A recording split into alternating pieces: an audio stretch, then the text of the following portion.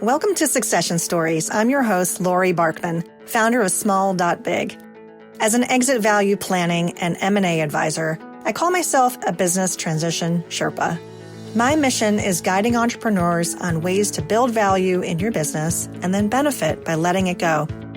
On this show, we spotlight the theme of transitions, not only to reward you for your hard work, but also to ensure that you look back on your succession without regret.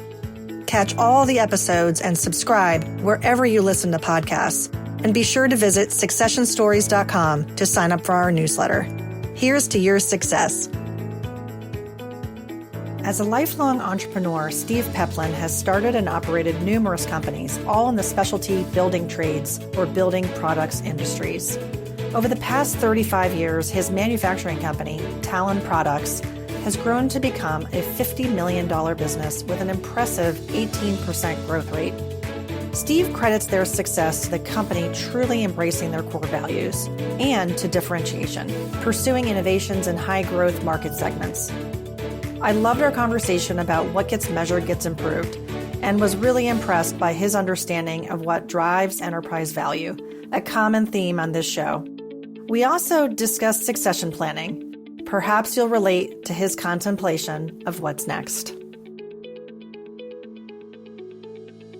Steve Peplin, welcome to Succession Stories. I'm super excited to have you on today. I invited you onto the show because you are an entrepreneur and an adventurer. They kind of go hand in hand.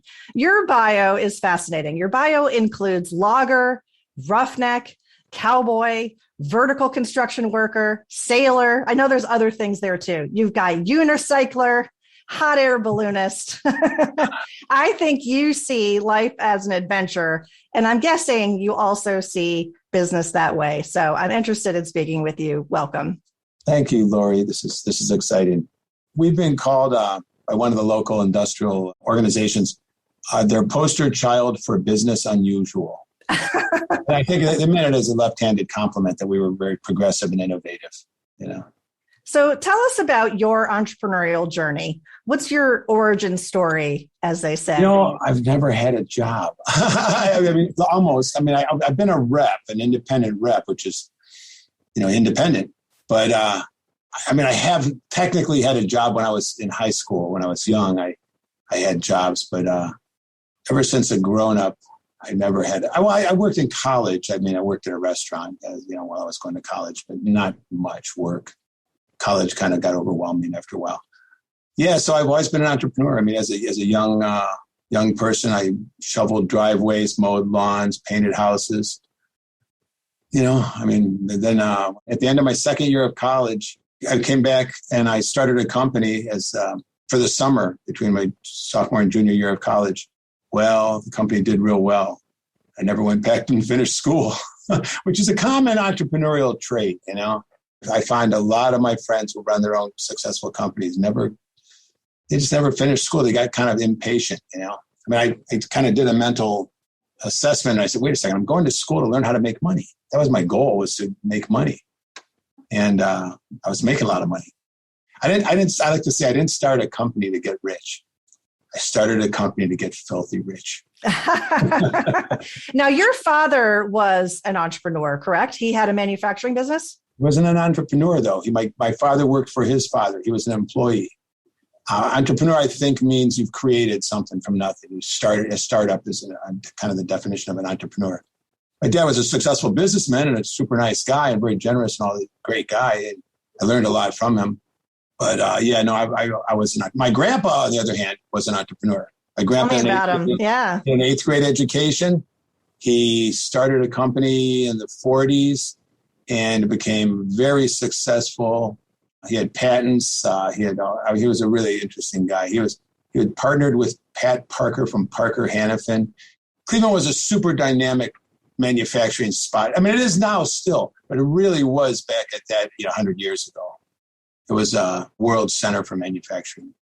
So you have what I call the entrepreneurial gene that most likely came from your grandfather. That's really cool. I think it skips a generation. Yeah, it probably I think does. that's how a lot of those kind of traits. It probably does. So tell us about Talan Products. What does the company do? And you were one of the founders. Tell us the story about launching the company. I'm the founder. Well, we're long run, high volume metal stampings up to 600 tons, progressive die specialists. We also fabricate a lot of aluminum extrusions. Mostly we stamp it. We build our own tooling. Our customer mix is like a high volume, low mix, as opposed to a low mix, high volume, which is kind of typically called a fabricator. We predominantly make building products. We have some specialties in solar. A lot of our solar parts go on buildings. LED lighting. A lot of the lighting goes into buildings. And electric vehicle, which is a new niche we've targeted recently. We've had a history of targeting disruptive industries. A lot of our building products, 35 years ago when we started, we went after the single-ply roofing industry, which was a new way to put roofs on buildings, sort of a polymer sheet as opposed to asphalt and paper. Like the old style was more labor-intensive, the old way of roofing. Single-ply roofing, when we started this company, was 8% of the industry, of the commercial roofing industry. And the industry back then was about $16 billion. Now it's about $35 billion, and our niche, single-ply roofing, is 80%. So we grew up with the industry. We targeted a disruptive industry, and we just rode the coattails. We did the same thing with LED lighting. LED lighting didn't exist. I mean, it existed in the labs, but it was not commercialized 10 years ago. So we were some of the, I don't want to say early adopters, we were early to the party, Yeah, it went from zero to $100 billion industry in about 7 or 8 years. And your company, just for size, just to give us a sense, how many employees? 80 employees and about $50 million. Wow. Which is, those are good numbers for a metal stamper. Typically, metal stamper has sales of about $185,000, $190,000 per employee. We're north of $700,000. Wow. So by that measure, we're an extremely productive company. Because, like I said, we do high speed, high volume. Our niches make a lot of parts. We have certain part numbers that we make hundreds of millions of pieces. They come off the press like if you've ever seen a beer bottling line where the beer is flying by so fast you can't even see it. That's the way we manufacture. So I've done a little bit of research on your company, and you and I had talked prior to this episode. So I know that there's some core values that the company has. There's a lot of years of growth, and I know it hasn't been an easy journey, just like many entrepreneurial stories. But I do want to talk about a few of the core pillars that you mention on your website as part of your story and your history. It certainly starts with people. So I want to start there. One of the things that I saw is your company mantra to treat everyone right. And also, I think you've been on some other podcasts where you talk about your people, and recruiting is so important, especially now in this market where everyone is finding it challenging to find workers. So I thought if we could just chat a bit about your culture, what it means at Talan Products, how you bring the fun, because you've talked about you have a fun company, which is you don't always hear that about a manufacturing company, but it's a fun manufacturing company. And here it is nestled in the middle of Ohio. So tell us about that. Tell us about your company or culture. Well, we find that we hire for our values, and we also find that when we find customers that share our values, it's usually a mutually successful, long-lasting relationship. Our core values, now there used to be, we've always had values. We went through the mission, vision, values thing 25 years ago, and everybody was always kind of a pillar of running a well-run company. But back then, values were not really lived. People made them, they went through the exercise, they put the values on the wall, they gave out wallet cards. But I don't think people really bought into the whole concept. It was something the consultants said you had to do to be a well-run company, so people did it. Recently, I don't know, it's probably 5 or 10 years ago, we boiled it down to 4 core values. And it's a lot easier to remember 4 values than 13. And it's also, when we looked at the 13 values, a lot of them were redundant and they were kind of understood. You don't have to put profitability as a value. If you're not profitable, you don't exist. The company will cease to exist. So that was kind of an understood. But we started with safety because in a metal stamping plant, we have big presses, 30,000-pound coils of steel. Accidents can be catastrophic. So you really have to put safety above everything, above productivity and above profitability. To be a good company, to be a good person, to sleep at night, you want to put safety number one. But then I look at the next three is really the values that are not negotiable, but these are the values that we chose. We feel like safety was understood as number one. But number two is really the one that I could almost call my number one value, and that's collaboration. Collaboration works a lot of ways. It doesn't just work with the customer. I mean, in the sales department, all they think about is the customer, collaborating with the customer and being a partner. We like to say we were partnering before partnering was cool. We started the company with that mantra, with that axiom. We wanted to have large customers that we were a very significant supplier to, that we were valued so much that they looked at us as part of the team. We were integral to their operation. So collaboration, and also collaboration goes to the supplier, because we're the customer in that relationship. So we wanted to be our suppliers to be the kind of supplier that works together with us as a team member. So the employees and the customers and talent, I think of that as like three legs of the stool of business. Tenacity is the third one. Tenacity kind of speaks for itself. That means we get it done. I mean, if we if we fell into a really hard opportunity that was really difficult, and instead of just quitting, you just keep trying, just keep plugging away, just get it done. We had a very difficult job once many years ago, and we just kept working on it. But the customer even came up to us and said, "Don't you guys ever quit? I mean, aren't you going to eventually just say we can't? This is not formable. We can't make the metal do what we're trying to do." I said, "No, I think we're going to get it." We did. Eventually, we got it. So tenacity is a good trait to have in your workers. And also it works like when you're trying to go after a really big plum customer. Having tenacity can get you over the finish line. The last one is interesting. It's respect. Respect means different things to different people. So when we lay out our values, we have the behaviors that support those values also spelled out. Respect means something different to a young urban guy than it does to an older guy, like say he lives in the country. They're just different cultures. So what it basically means is don't be a jerk. It's kind of like the golden rule: treat others like you want to be treated. And we have other ways to say that, but that's other ways that are more crass, But that's it. Just treat people with respect, and expect respect from your others. Thank you for sharing those. How did your core values help the company throughout the pandemic? Well, the safety was interesting. This is clearly an aspect of safety. Our team really rose to the occasion. I personally don't take credit for this. I take credit for being the leader of the company, but they took the ball and ran with it. We had meetings every couple of days. Matter of fact, in the beginning, it was probably every day. We were constantly meeting, because if you recall, the environment was so dynamic and changing so quickly, and the recommendations and the guidelines and the laws, where everything was changing so quickly. And so we took a belt and suspenders approach. Matter of fact, I say sometimes we took a belt and suspenders and another belt. We were kind of, because it's part of our safety culture. So, and it still is. We still talk about it. I just came from a leadership meeting where COVID is still an item on our agenda. But it paid off. We never had an outbreak. We had colleagues that got sick. We had even had somebody that passed away. But we never had an outbreak where, when we did the contact tracing, there was a department that got sick, and everybody that, we did the distancing and put up partitions, and cleanliness, we were cleaning up all the surfaces and just everything. I don't remember all the protocols we did, but it was very comprehensive. If there was a suggestion, we did it, and it worked. It worked. Were you deemed an essential business? Yes, we were essential right from the very beginning. Okay. We make a lot of parts for the solar industry. Okay. Which was another one that was a disruptive one that we got into a long time ago when it was the Wild West. We called it the solar coaster, because it was just the wild days back then. We grew up with the industry, and we're in all three facets of it: the residential, commercial, and utility scale. And what was I saying about solar? No, that's okay. It's part of innovation. We're actually going to jump to that in a little bit. Let's come back to talent for a second. Question for you about where we are now with this labor market. It's a pretty tight labor market. How challenging is it to find workers now compared to pre-pandemic? It's challenging.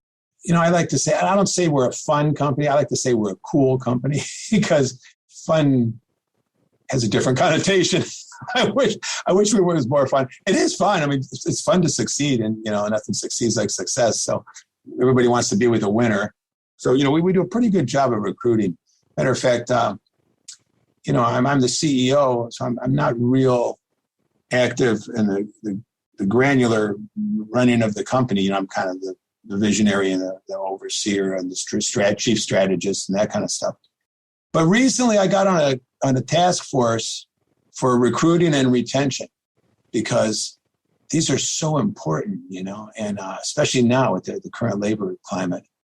And so I like marketing, and basically it's a different aspect of marketing. We've been marketing the company, so now I'm selling it, but selling our services. But now I'm marketing the company as an employer, and so it was a different aspect, different side of the same coin, Absolutely. And so it's been interesting, and we're doing okay. We've got we're still looking for people, but we're growing like a weed.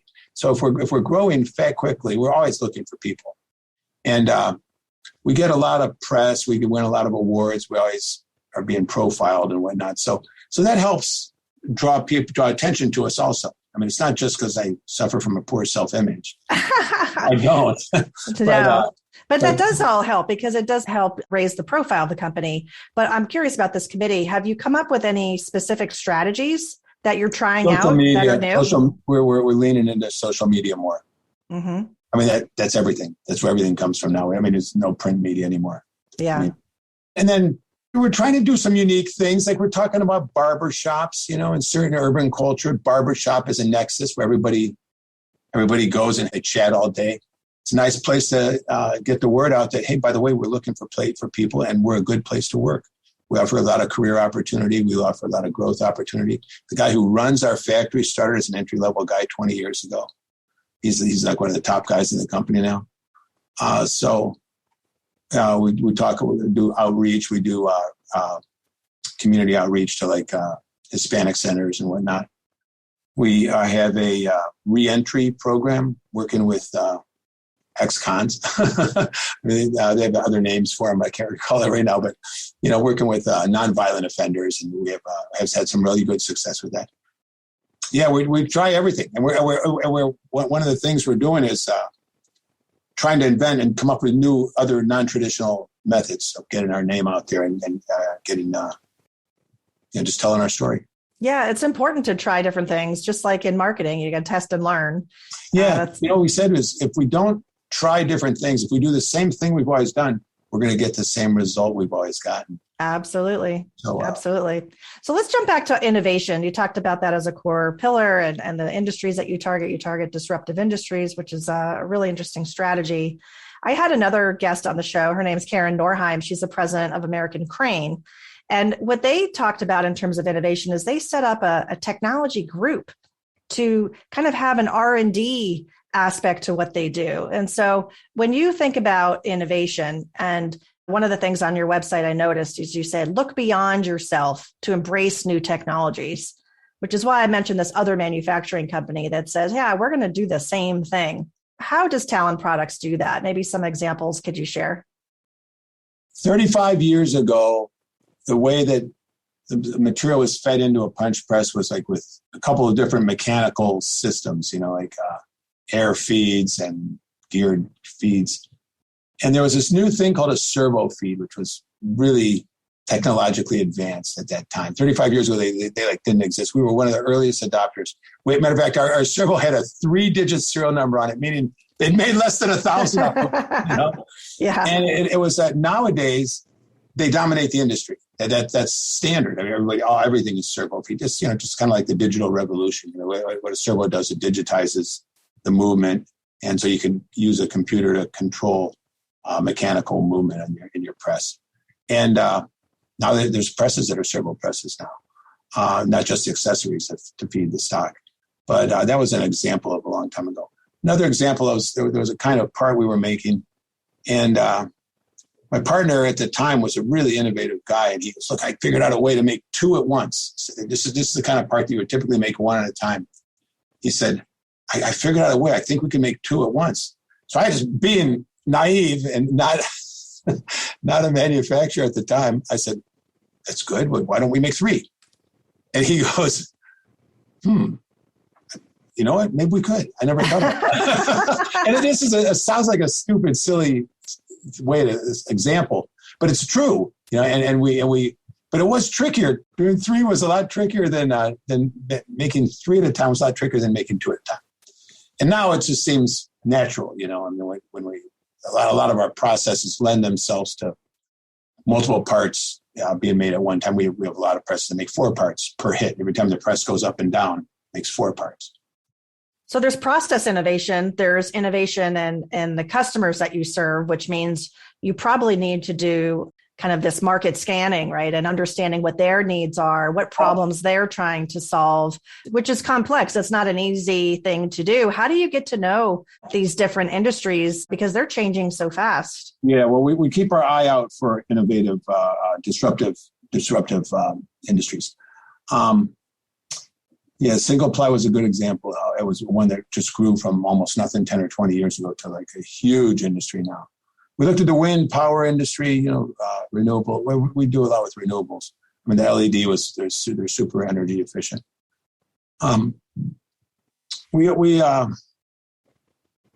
just try to be cutting edge. Try to be keep your eyes and ears open.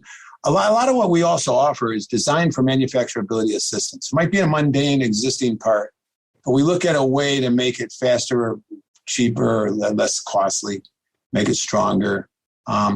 And sometimes parts are over designed where they designed it so it's perfect, but it doesn't need to be perfect. It only needs to be good enough, you know. And you can make little changes that don't affect the functionality of it, but lower the cost of manufacturing. That's kind of, I mean, manufacturing, that's kind of a holy grail. It's make a better part for less money. That's the basic, premise. Yeah. Is that the company Superpower? If we talk about it that way, that it's got high quality production at a lower production. I think our design for manufacturability assistance is what attracts a lot of our good customers. But not everybody's looking for that. Some customers are looking for that.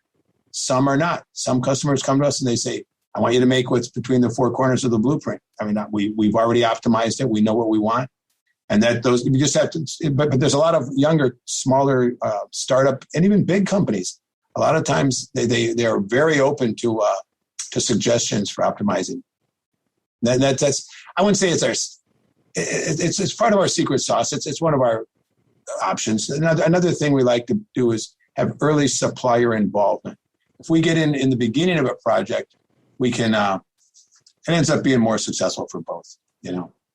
I want to come back to your superpower because you're the founder. You've created a very successful company over the last, almost 40 years? 35 years, which is no small feat. So I want to congratulate you and your team for that. I want to talk about your superpower because you're a gregarious guy. You make the work environment probably a special place. What do you think that has been some of your keys to your success over the years as a leader? I think being passionate is kind of a big, I'm sure that's a big part of my success. I'm always thinking about it. My first partner used to call it, he said, we're obsessed possessed, and you can't succeed in business without being obsessed possessed. Now you can succeed, but I think somebody somewhere, like, the visionary, hopefully the leader should really be all in, really, I don't think it's, you can't, I don't think you can really thrive as a company and really be a high growth company and be, at the top of your game unless you're really throwing, giving the airplane all the gas to get off. We used to say when you're taking off an airplane, you have to have full throttle. And you can't pull back your throttle till you get up to altitude. When you get up to altitude, there's only one way to coast. That's downhill. So you gotta, we always also used to say, building that first layer of the pyramid, man, it takes a long time. Yeah, and the second layer is not so bad, but it's still pretty big, so it takes a long time. It's not until many, many years later that you're up near the top of the pyramid. Yeah, and you're sort of enjoying that now, and it's easier to look back and say things that worked for you.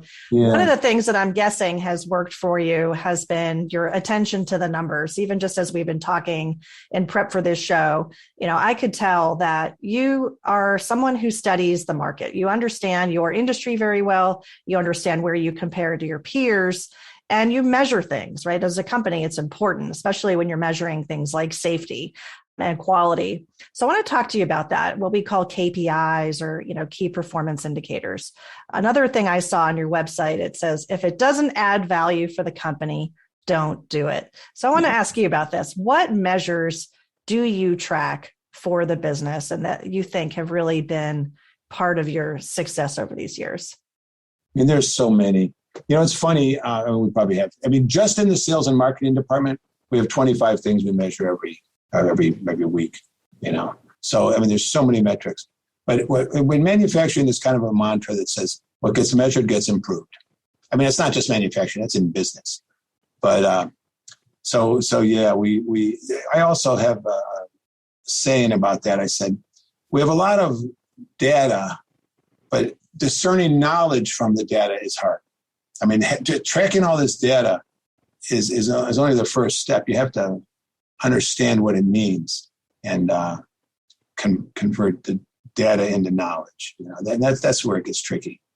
On-time delivery, quality, safety, turnover. These are the kind of metrics that are kind of basic to manufacturing. All of which we excel at. We're in the top. We benchmark against the industry, through our manufacturing association. So we see the numbers, and we're rock stars. I mean, we really do have a high performing company. What about enterprise value? Have you measured what the company is worth, gotten official valuations, or, kind of looked at it? And I think you and I sort of met in this M&A, mergers and acquisitions event that was online, and I had reached out to you afterwards. And so I know you spend time in those circles. Tell me about that. I look at that as kind of the ultimate scorecard. So I am always aware of our market value of the company, of the enterprise value of the company, because that's the ultimate scorecard. I mean, I'm not selling the company right now, but we want the company to be profitable, which is, of course, one of the main metrics. I mean, people buy companies for future cash flow. That's basically the concept. You're buying the cash flow of the company. But it's not just cash flow that makes a company valuable. It's culture. There's a lot of intangibles. It's the market served. There's so many other intangibles that go into it, other components.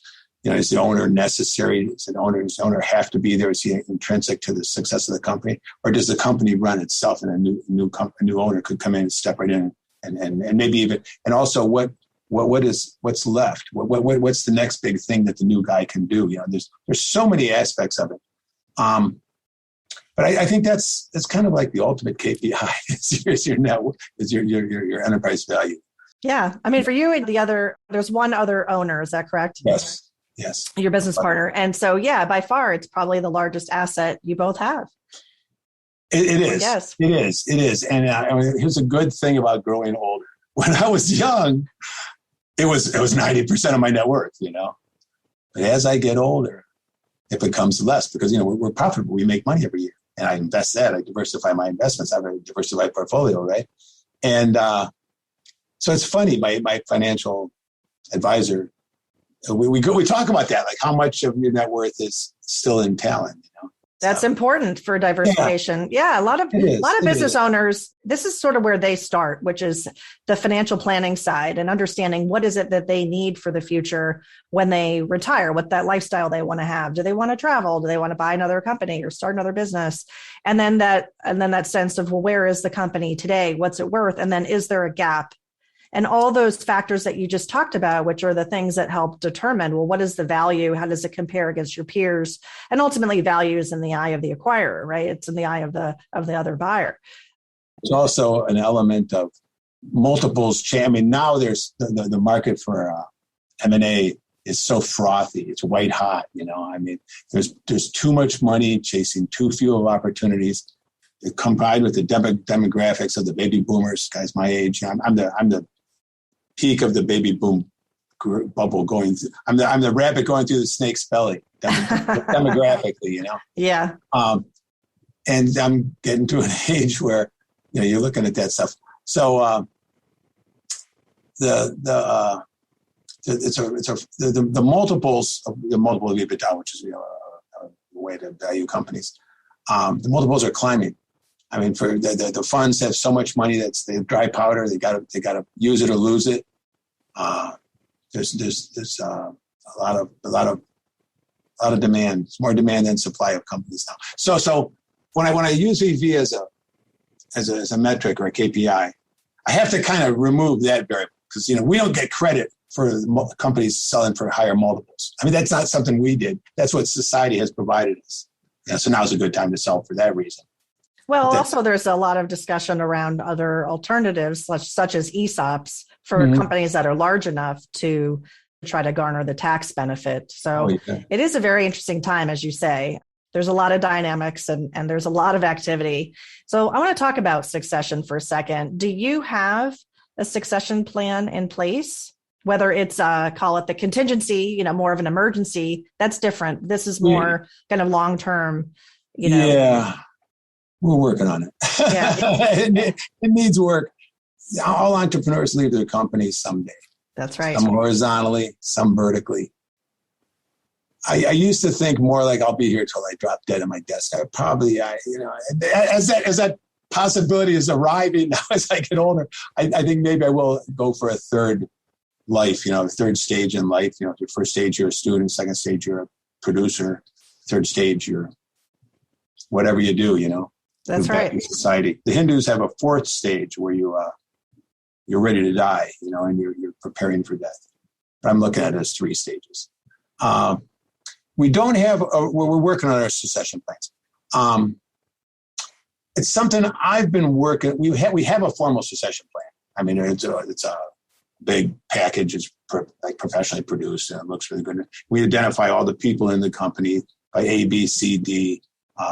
And then we have planned and unplanned actions that we'll do. If the guy or girl came to an untimely demise, what do we do short term while we're looking for the permanent replacement? So we do have a plan, but that's not the question. You were asking more about selling the company, I think. Oh, not necessarily. No, I think succession, it's really important to have a written succession plan in terms of your people. And you can answer that question however you see the answer. I think succession, transition, change, having a plan of some sort is better than having no plan. It's great that you've looked at it from the talent plan is really, really important. And I'm glad to hear you've done that. In my head, I kick around a lot of ideas, I mean, we're growing and the numbers are getting pretty big. And we're going to do about 75 million next year. And so there's options to take some money off the table and continue. I mean, it's hard to imagine somebody not wanting me to stay in the company, maybe as a minority partner or smaller. I mean, now I own 65%. So I could still sell a lot and still stay at the company and still have a job and still participate. What they call 2 bites of the apple. I'm sure you know that expression. Yeah. Well, it's also, as you said, it's about what you want, right? So this exploration for your, as you call it, the third chapter. So you're this adventurer, right? What's next? What's your next adventure look like? And you want to frame and how you want to spend your time. So it might be putting the feet up on the desk and more of an advisor, type of role as opposed to the day-to-day. It could be, hey, you want to be a unicycler and go back to ballooning and more fun adventure things too. And I do all these fun things and I don't want to do them all day, every day, full time. My dad, when he retired, he thought blackjack, bridge, poker, golf, and bowling could fill his time. That would fill his day. He was going to be a professional at all those. He was very good, very accomplished at all those. But it didn't fill his day. And I could tell that he was not fulfilled. I spend a lot of psychic energy thinking about that. I'm not a workaholic, even though I'm passionate, driven, and obsessed, possessed about the company. I'm not a workaholic. I'm able to, I've got a great team. The team does all the work, I kind of oversee some of it, and a lot of it, I don't even have to oversee it. I don't have a good answer for that other than I like my job. I really do like my job. It's not, some people can't wait to retire because they hate their work. It's digging in a ditch. It's like, they just want to get out of the coal mine and go sit on the beach. I get to the beach plenty, so I don't have a good answer about, when it's time. Yeah, no, that's okay. I think a lot of people don't. I'm reading a lot of books on it. Yeah. That's good. Is there a book that you like that you would like to recommend? I just finished a good one called Changing Gear. Okay. And I don't have Changing Gear. Changing Gear. It was very good. It was very good. That's awesome. And I've had 2 or 3 others recommended to me. One, the guy who references a lot of Drucker in it, a lot of Peter Drucker. And the foreword was by Jim Collins from Good to Great. And I'm sure you're familiar with Jim Collins. Yeah. I'm just always trying to educate myself and it doesn't mean it's imminent, but I'm trying to learn more about this 3rd chapter. Right? Up till now, it's always been, I'm never going to stop. I'm going to work, and I'm sure guys like that they will work till they drop dead at their desk. That's not my goal either, Yeah. So I'm still just starting to articulate my vision. Maybe when you are in your 3rd chapter, we'll have you come back on the show and we'll we'll reflect on those changes and that path that you ended up taking. I realize now it's too early for that, but that's okay. Yeah. But it's good to always be learning, and always be educating yourself. And so people might mistake my studying this for me wanting to sell the company because why else would you be talking to investment bankers? Well, I want to learn about it. It's going to be the biggest sale of my life someday when I do sell this thing. Absolutely. It doesn't mean it's imminent. It just means I'm trying to educate myself. Yeah, that's super important. That's also, I've had conversations with a number of people who say the same thing, that why wouldn't they study? Why wouldn't they talk to advisors to help get ready and get their, not only the understanding of what creates enterprise value when you're in that mode of building the business, right? But then when you're in that mode that you're in now, which is exploring options and thinking it through and trying to assemble the right team of trusted advisors, it's super important. Very much. Yeah. Super important. So last couple of questions for you.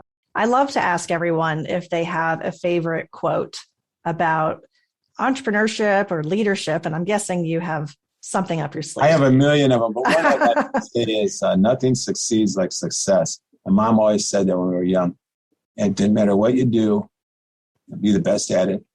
And you can break it down into numerous meanings, but everybody wants to be with a winner. Everybody wants a winner as a supplier. Everybody wants a winner as their customer. Everybody wants a winner as their company they work at. Everybody wants to be allied with success. Success is contagious. It's Absolutely. Like emotions. Emotions are contagious. If you go into a meeting and you're happy and positive and optimistic, you have better outcomes. People react better to positivity than negativity. You go into a meeting and you suck the life out of the room and everything's doom and gloom, you're gonna have a self-fulfilling prophecy. So nothing succeeds like success. If I had to have one statement, I've got a million. That's a great one. No, that's a great one. And if people want to connect with you or talk with you one-on-one, what's a good way to find you online?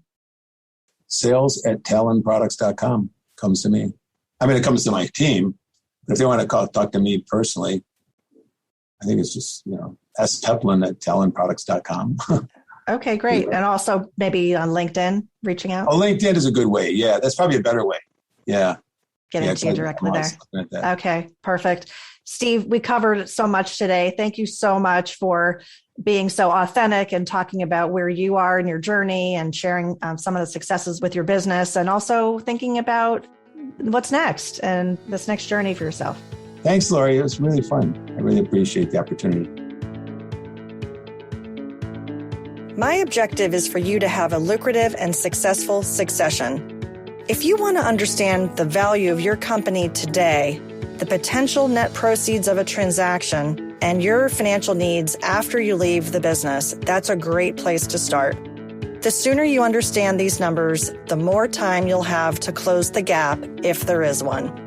Take the next step by requesting an initial meeting to begin planning for your business transition and strategic exit today. Request a call with me by visiting SmallDotBig.com. That's SmallDotBig.com. I look forward to speaking with you.